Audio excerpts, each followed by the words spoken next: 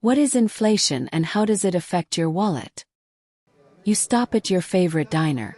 The burger combo that used to cost $8 now costs $13. You fill up your gas tank and wince at the price.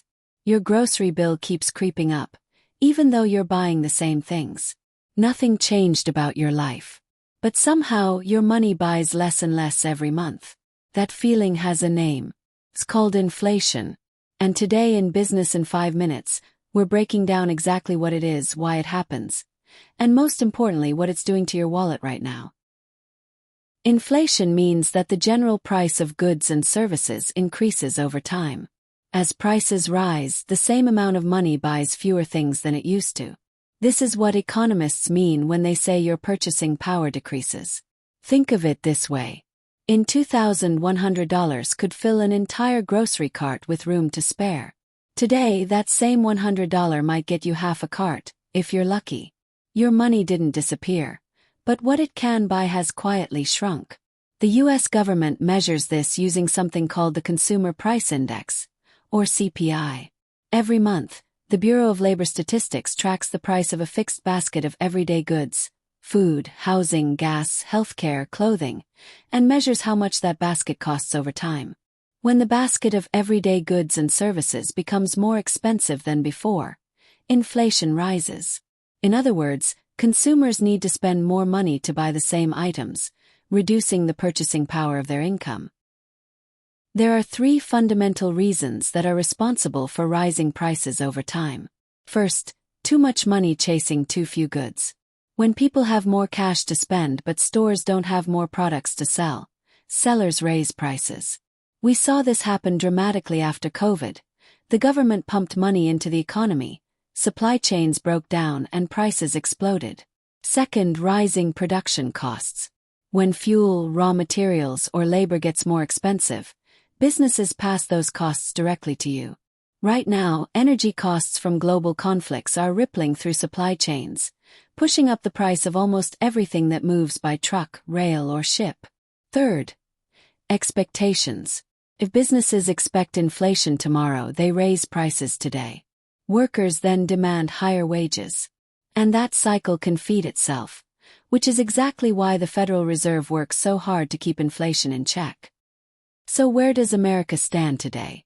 And the answer is, it's heating up. According to the Bureau of Labor Statistics, the U.S. inflation rate hit 4.2% in May 2026, the highest level since April 2023. Before that, it had cooled to around 2.4% earlier in the year. What changed? A sharp rise in energy costs drove prices higher across the board. Fuel oil alone surged over 44% in the past 12 months. Airline tickets jumped nearly 27%.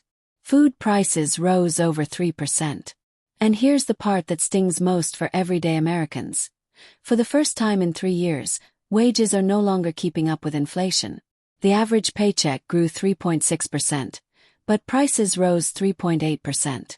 That gap means your real purchasing power is actually going backwards. Let's make this personal. Inflation attacks your finances in 4 very direct ways. Number 1, your savings lose value. If your savings account earns 1% interest but inflation is running at 4.2%, you're losing purchasing power every single month you leave that money sitting there. Number 2, your paycheck buys less. Even if you got a raise this year, if it didn't beat inflation, you actually took a pay cut in real terms. That's exactly what's happening to millions of Americans right now.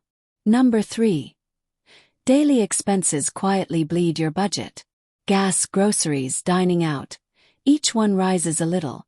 But added together, they can easily cost an average household hundreds of extra dollars every month. Number 4, borrowing gets more expensive. To fight inflation, the Federal Reserve raises interest rates. That means higher mortgage payments, pricier car loans, and credit card debt that grows faster.